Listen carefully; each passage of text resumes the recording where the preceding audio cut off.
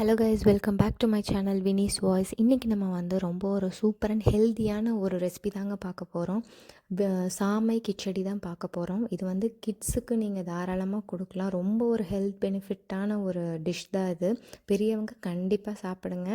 And அதுக்கு முன்னாடி என்னோடய வீடியோ ஃபர்ஸ்ட் டைம் பார்க்குறீங்கன்னா என்னோடய சேனலை மறக்காமல் சப்ஸ்கிரைப் பண்ணிக்கோங்க. வாங்க வீடியோக்குள்ளே போய். மினி குக்கர் எடுத்திருக்கேன். அதில் எண்ணெய் ஆட் பண்ணி கடுகு ஆட் பண்ணியிருக்கேன், சீரகம்,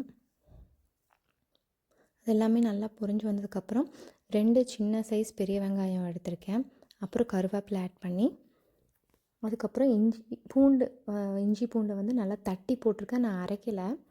நல்லா தட்டி போட்டிங்கன்னா அது ஒரு ஃப்ளேவர் உங்களுக்கு கிடைக்கும்.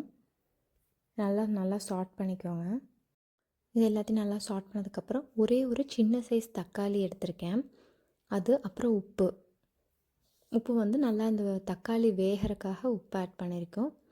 இது எல்லாத்தையும் நல்லா கலக்கிக்கோங்க. அப்புறம் மஞ்சள் தூள் வந்து ஒரு பிஞ்ச் ஆட் பண்ணிக்கோங்க. இது எல்லாத்தையும் நல்லா இந்த மாதிரி சாட் பண்ணிவிட்டு, அதுக்கப்புறம் வெஜ்ஜீஸ் உங்களுக்கு என்னென்ன வெஜ்ஜீஸ் வேணுமோ எடுத்து போட்டுக்கோங்க. நான் கேரட்டு, பீன்ஸ் மட்டும் ஆட் பண்ணியிருக்கேன். நீங்கள் இதில் உருளைக்கிழங்கு கூட ஆட் பண்ணிக்கலாம். நல்லாயிருக்கும், டேஸ்ட் நல்லாயிருக்கும். இது எல்லாத்தையும் நல்லா இந்த மாதிரி சாட் பண்ணிக்கோங்க. அதுக்கப்புறம் நான் வந்து ஒரு 3 வரமிளகா எடுத்திருக்கேன். இது ஆப்ஷனல் தான். இதில் நான் மிளகாத்தூள் போடுவீங்கன்னு நினச்சா அது கூட நீங்கள் ஆட் பண்ணிக்கலாம். அதுக்கப்புறம் சாமை அரிசி வந்து நான் ஒரு டம்ளர் எடுத்திருக்கேன். இதை வந்து ஒரு 10 நிமிஷம் ஊற வச்சு அதுக்கப்புறம் ஆட் பண்ணிக்கோங்க.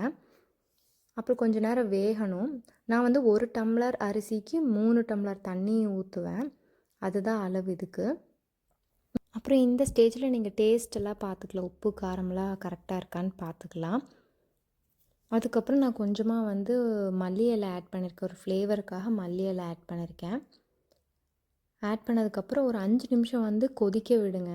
நல்லா கொதிக்கட்டும். நல்லா கொஞ்சம் பார்த்திங்கன்னா இந்த அரிசி வேகும், இதுலேயே அந்த கொதிப்புலேயே வேகும். அதுக்கப்புறம் நீங்கள் வந்து விசில் போட்டுடலாம். ஒரு 2 to 3 விசில் விடலாம். இன்னொரு விசிலே விட்டிங்கன்னா குழந்தைங்களுக்கெல்லாம் கொடுக்கலாம். பேபி ஃபுட் மாதிரி சாலிட்ஸ்க்கெல்லாம் இது நீங்கள் கொடுக்கலாம். அவ்வளோதாங்க. சூப்பர் அண்ட் டேஸ்டி அண்ட் ஹெல்த்தியான சாமை கிச்சடி வந்து ரெடி ஆகிடுச்சு.